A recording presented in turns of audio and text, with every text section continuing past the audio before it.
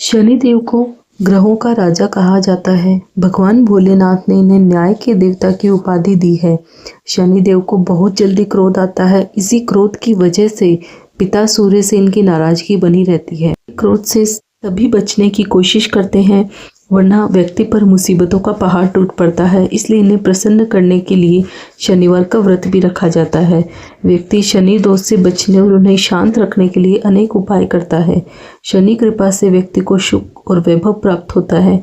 जो लोग शनिवार का व्रत करते हैं अथवा जो लोग व्रत नहीं भी करते हैं, वह भी शनिवार की व्रत की कथा का श्रवण करें, जिससे उन्हें उत्तम फल की प्राप्ति होगी व शनिदेव की कृपा प्राप्त होगी। एक बार सभी 9 ग्रहों सूर्य, चंद्र, मंगल, बुध, बृहस्पति, शुक्र, शनि, राहु, केतु सब में विवाद हो गया कि कौन सबसे बड़ा है। आपस में लड़ने के बाद सभी देवराज इंद्र के पास पहुंच गए।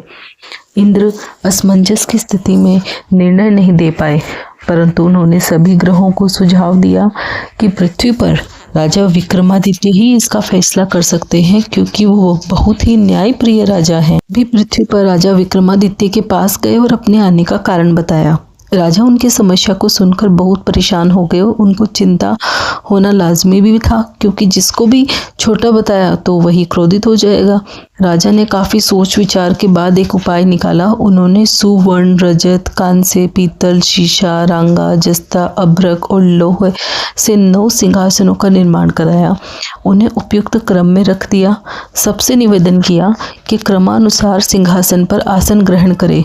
शर्त रखी गई कि जो सबसे अंतिम में सिंहासन पर आसन ग्रहण करेगा वही सबसे छोटा माना जाएगा, जिसकी वजह से शनिदेव सबसे बाद में आसन प्राप्त कर सके और सबसे छोटे कहलाए। क्रोध के आवेश में आकर शनिदेव ने सोचा कि राजा ने यह सब जानबूझकर किया होगा। कुपित होकर राजा से कहा, राजा तू मुझे नहीं जानता। सूर्य 1 राशि में 1 महीना, चंद्र 2.25 महीने 2 दिन, मंगल 1.5 महीना, बृहस्पति 13 महीने, बुध और शुक्र 1-1 महीने विचरण करते हैं, लेकिन मैं 2.5 से 7.5 साल तक रहता हूँ। मैंने बड़े बड़े का विनाश किया है। श्री राम की 7.5 में उन्हें वन में भटकना पड़ा। रावण की आने पर लंका को बंदरों की सेना से परास्त होना पड़ा। क्रोधित शनिदेव ने राजा से कहा कि अब आपको सावधान रहने की जरूरत है। इतना कहे शनिदेव कुपित अवस्था में वहां से चले गए। समय गुजरता गया। कालचक्र का पहिया घूमते हुए राजा की 7.5 आ ही गई। तब शनिदेव घोड़ों का सौदागर बनकर राजा के राज्य में आए। उनके साथ अच्छे नस्ल के बहुत सारे घोड़े थे। जब राजा को सौदागर के घोड़ों का पता चला तो अश्वपाल को अच्छे घोड़े खरीदने के लिए भेजा। अश्वपाल ने कई अच्छे घोड़े खरीदे। इसके अलावा सौदागर ने उपहार स्वरूप एक सर्वोत्तम नस्ल के घोड़े को राजा की सवारी हेतु दिया। राजा विक्रमादित्य जैसे ही उस घोड़े पर बैठे, वह सरपट वन की ओर भागने लगा। जंगल के अंदर पहुंचकर वह गायब हो गया। भूखा प्यास की स्थिति में राजा जंगल में भटकते रहे। अचानक उन्हें एक ग्वाला दिखाई दिया, जिसने राजा की प्यास बुझाई। राजा ने प्रसन्नता में उसे अपनी अंगूठी देकर नगर की तरफ चले। वहां एक सेठ की दुकान पर पहुंचकर उन्होंने जल पिया और अपना नाम वीका बताया। भाग्यवश उस दिन सेठ की खूब आमदनी हुई, तो सेठ खुश होकर उसे अपने साथ घर ले गया। सेठ के घर में खूंटी पर एक हार टंगा था, जिसको खूंटी निगल रही थी। कुछ ही देर में हार पूरी तरह गायब हो गया। सेठ वापस आया तो हार गायब था। उसे लगा कि वीका ने ही उसे चुराया है। सेठ ने वीका को कोतवाल से पकड़ा दिया। दंड स्वरूप राजा उसे चोर समझकर हाथ पैर कटवा दिया। अपंग अवस्था में उसे नगर के बाहर डाल दिया। तभी वहां से एक तेली निकल रहा था, जिसको वीका पर दया आ गई। उसने वीका को अपनी गाड़ी में बिठा लिया।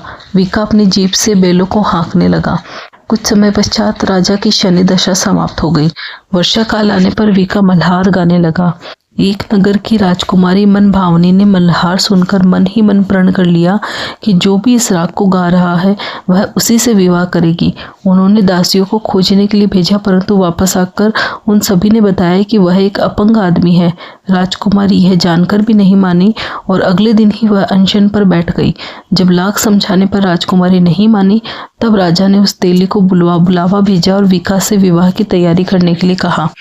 वीका ने राजकुमारी से विवाह कर लिया। एक दिन वीका के स्वप्न में शनिदेव ने आकर कहा, देखा राजन, तुमने मुझे छोटा बताकर कितना दुख झेला है।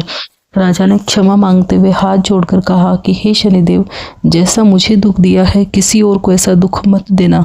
शनिदेव इस विनती को मान गए और कहा कि मेरे व्रत और कथा से तुम्हारे सारे कष्ट दूर हो जाएंगे। जो भी नित्य मेरा ध्यान करेगा, चींटियों को आटा डालेगा, उसकी सारी मनोकामनाएं पूर्ण हो जाएगी। शनिदेव ने राजा के हाथ पैर भी वापस दिए।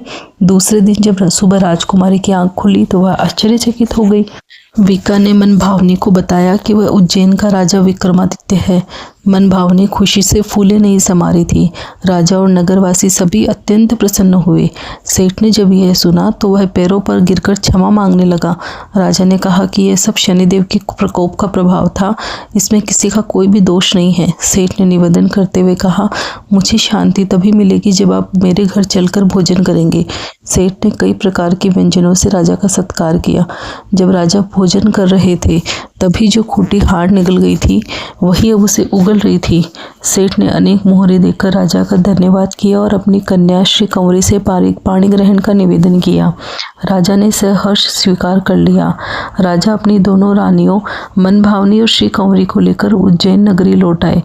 सारे नगर में दीपमाला और खुशी मनाई। राजा ने घोषणा करते हुए कहा कि मैंने शनिदेव को सबसे छोटा बताया था, लेकिन असल में वही सर्वोपरि है। तब से सारे राज्य में शनिदेव की पूजा और कथा नियमित होने लगी। सारी प्रजा के बीच खुशी और आनंद का वातावरण बन गया। शनिदेव की व्रत की कथा को जो भी सुनता है या पढ़ता है उसके सारे दुख दूर हो जाते हैं। जय शनिदेव। ओम शम शनिश्चराय नमः।